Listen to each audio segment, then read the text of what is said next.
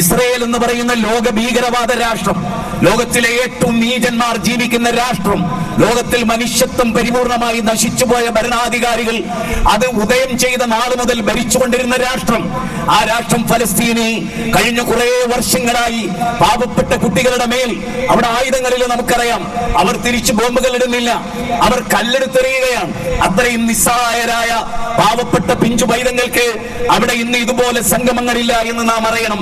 നമ്മൾ ഇട്ട പോലെ പുതുവസ്ത്രങ്ങൾ ധരിച്ച് നമ്മുടെ മടിയിലിരുന്ന് നമ്മുടെ പിഞ്ചു പൈതങ്ങൾ നമ്മുടെ കൂടെ വരുന്ന പോലെ, നമ്മുടെ പെൺകുട്ടികൾ ധരിച്ച പോലെയുള്ള വസ്ത്രങ്ങൾ ധരിച്ച്, നമ്മുടെ ആൺകുട്ടികൾ ധരിച്ച പോലെ പാന്റ് ഷർട്ടും ധരിച്ച് അവിടെ വരാൻ സൗഭാഗ്യമില്ല.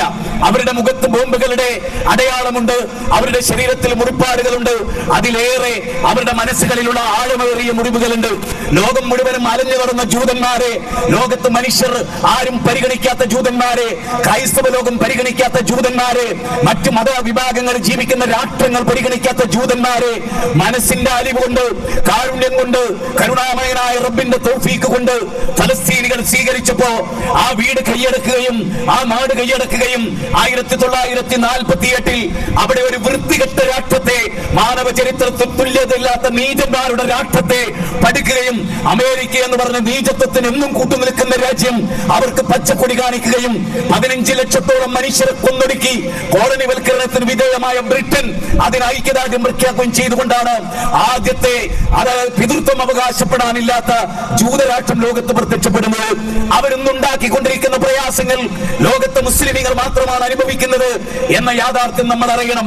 മുസ്ലിങ്ങളോട് വിരോധമുണ്ടാകാൻ കാരണം അവർ ജീവകാരുണ്യ പ്രവർത്തനം ചെയ്യാത്തത് കൊണ്ടല്ല. ലോകത്തെ ഏറ്റവും കൂടുതൽ ജീവകാരുണ്യ പ്രവർത്തനം ചെയ്യുന്ന, ലോകത്തെ ഏറ്റവും കൂടുതൽ മനുഷ്യത്വമുള്ള, ലോകത്തെ ഏറ്റവും കൂടുതൽ മനുഷ്യരെ പരിഗണിച്ച ഒരു മതസമൂഹത്തിന് ഏറ്റവും വലിയ പീഡനം ഉണ്ടാകാനുള്ള കാരണം അവർ മുസ്ലിങ്ങളായി എന്ന ഒരൊറ്റ കാരണം കൊണ്ടാണ്, അവർ ഇസ്ലാമിന്റെ അനുയായികളായി എന്നൊരൊറ്റ കാരണം കൊണ്ടാണ്, മഹത്വപൂർണമായ ഒരു ആദർശം അവർ സ്വീകരിച്ചു എന്നതുകൊണ്ടാണ്.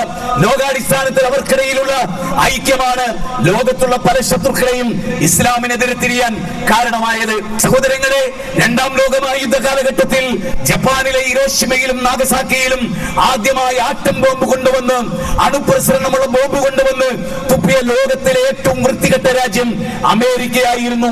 അന്ന് ജോൺ എഫ് കെന്നഡിയുടെ നേതൃത്വത്തിൽ ലിറ്റിൽ ബോയ് എന്ന പേരിൽ ജപ്പാനിൽ കൊണ്ടുവന്ന് ബോംബ് തുപ്പിയപ്പോ ന്യായമൊന്നും ഉണ്ടായിരുന്നില്ല. അന്ന് നമ്മൾ ജപ്പാനിന്റെ കൂടെ നിന്നതും, അന്ന് നമ്മളോടൊപ്പം നിന്നതും, ഇന്നും നാം ആ വിഷയത്തിൽ അവരോടൊപ്പം നിൽക്കുന്നതും അവരുടെ പക്ഷത്ത് നീതിയുണ്ട് എന്നതുകൊണ്ടാണ്. ലോകത്തെവിടെയൊക്കെ നീതിയുണ്ടോ, ലോകത്തെവിടെയൊക്കെ അനീതി പ്രവർത്തിക്കുന്നുവോ ആ അനീതിക്കെതിരാണ് എന്നും മുസ്ലിം സമുദായം.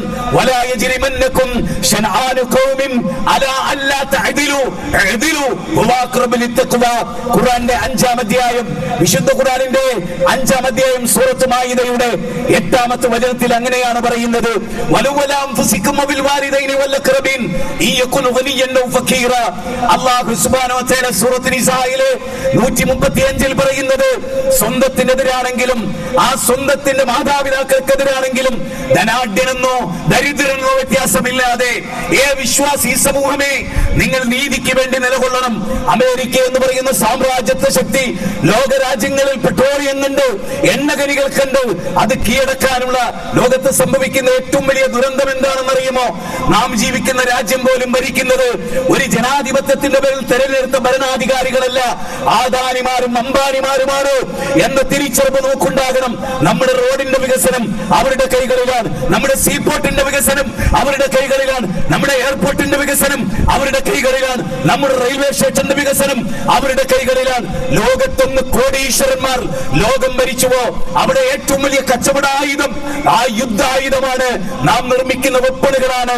അത് വിൽക്കാനാണ് അമേരിക്കൻ കച്ചവടക്കാരൻ ട്രംപ് എന്ന് പറയുന്ന മനുഷ്യത്വമില്ലാത്ത, പൈതൃകമവകാശപ്പെടാനില്ലാത്ത, മനുഷ്യൻ എന്ന രൂപം പോലും പലപ്പോഴും സ്വന്തം ശരീരത്തിൽ സൂക്ഷിക്കാത്ത ഒരു ബൊമ്മയെ പോലെയുള്ള ഒരു സൃഷ്ടി ലോകത്ത് ചെയ്തുകൊണ്ടിരിക്കുന്നത് ഈ ആയുധ കച്ചവടമാണ്. ലോകത്തെ ഏറ്റവും കൂടുതൽ വിറ്റഴിക്കപ്പെടുന്നത് ബോംബുകളാണ്, ആയുധങ്ങളാണ്, AK-47കളാണ്. അത് കച്ചവടം നടത്തുന്ന ഒന്നാം തരം കച്ചവടക്കാരനാണ് ട്രംപ് എന്ന ഭൗതികവാദി, മനുഷ്യത്വ വിരുദ്ധവാദി, മാനവിക വിരുദ്ധവാദി, രാജ്യവിരുദ്ധവാദി. ദേശത്തിന്റെ നീതിക്കെതിരെ ശബ്ദിക്കുന്ന, അനീതി മാത്രം കൈമുതലാക്കിയ തിട്ടൂരമുള്ള ഒരു ചട്ടപ്പി ട്രംപിന്റെ വമ്പിന്റെ മുമ്പിൽ ഇടപെടാതെ കാലുമായി നിങ്ങണ്ട് സൂറത്ത് മുഹമ്മദിൽ പറഞ്ഞതാണ്, നിങ്ങൾ റബ്ബിന്റെ സഹയാത്രികരാവുക, നിങ്ങൾ റബ്ബിന്റെ സഹായികളാവുക, എങ്കിൽ റബ്ബ് നിങ്ങളെ സഹായിക്കും, റബ്ബ് നിങ്ങളുടെ കാൽപാദങ്ങൾ ഉറപ്പിച്ചു നിർത്തും. ആയുധമില്ലാത്ത നിരായുധരായ പട്ടിണിപ്പാവങ്ങളായ ബദർ യുദ്ധത്തിൽ വന്ന 313 അള്ളാഹ് സഹായിച്ചത് അതേ വിശുദ്ധ ഖുർആൻ പറയുന്ന പോലെ 1000 മലക്കുകളെ കൊണ്ടാണ്.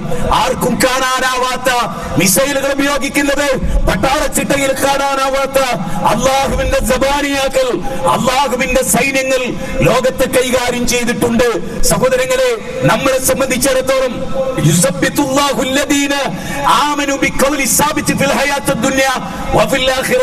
ഈ ദുനിയാവിലും ആഖിറത്തിലും നമ്മൾ ഉറപ്പിച്ചു നിർത്തുന്ന വചനം ലാ ഇലാഹ ഇല്ലല്ലാഹ് എന്ന കലിമത്ത് ഷഹാദയാണ്.